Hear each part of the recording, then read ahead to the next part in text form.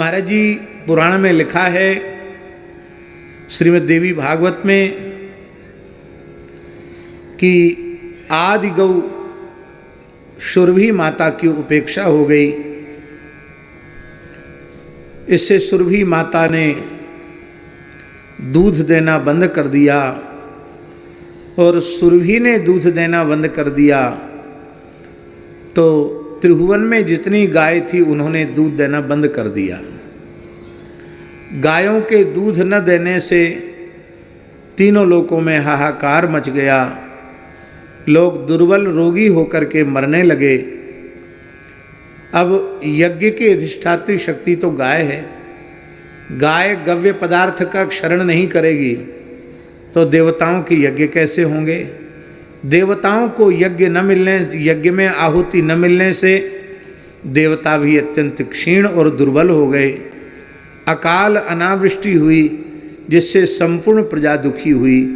तब समस्त इंद्रादि देवता श्री ब्रह्मा जी के पास गए और ब्रह्मलोक में जाकर श्री ब्रह्मा जी की स्तुति की।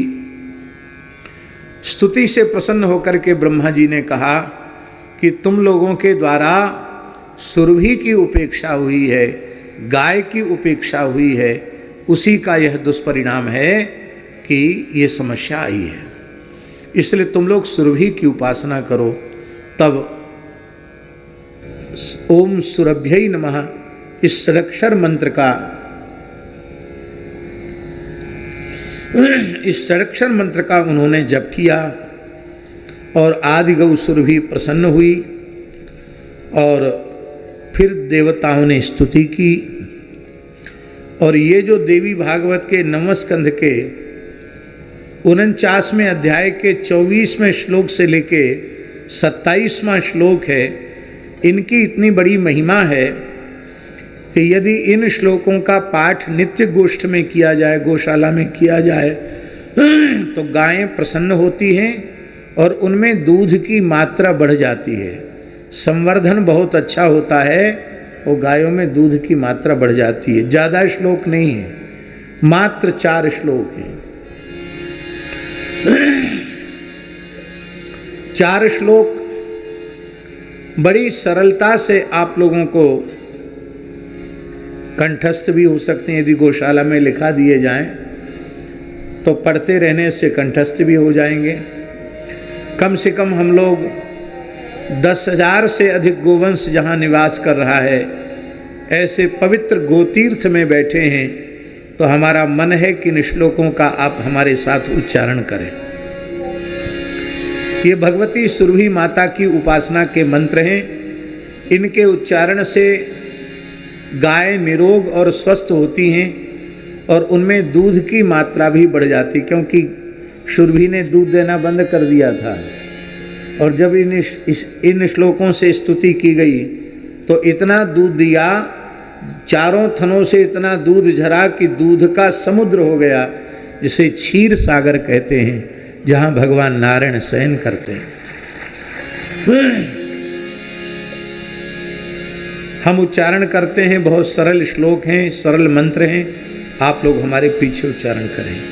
नमो देव्यै महादेव्यै, नमो देव्यै महादेव्यै, सुरभ्यै च नमो नमः, सुरभ्यै च नमो नमः, गवां बीजस्वरूपायै, गवां बीजस्वरूपायै, नमस्ते जगदम्बिके, नमस्ते जगदम्बिके, नमो राधा प्रियायै च, नमो राधा प्रियायै च, पद्मांशायै नमो नमः, पद्मांशायै नमो नमः, नमः कृष्ण प्रियायै च, नमः कृष्ण प्रियायै च, गवां मात्रे नमो नमः, गवां मात्रे नमो नमः।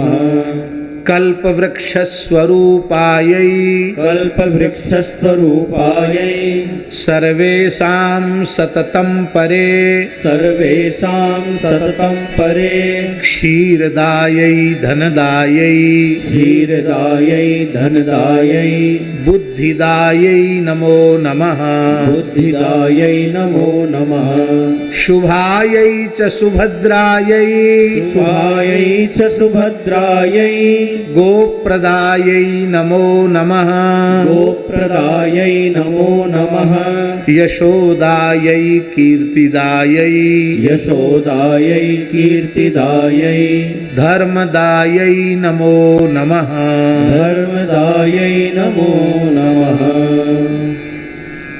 भगवती आदि शक्ति जगत जननी दुर्गा वो गो माता के स्वरूप में ही इस धरती पर विचरण करती है।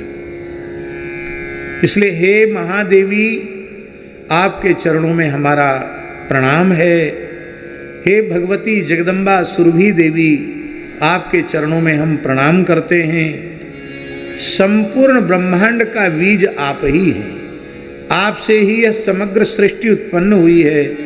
ऐसी है जगदम्बा, इस सृष्टि की मूल प्रकृति स्वरूपा बीज स्वरूपा गो माता, हम आपके चरणों में प्रणाम करते हैं।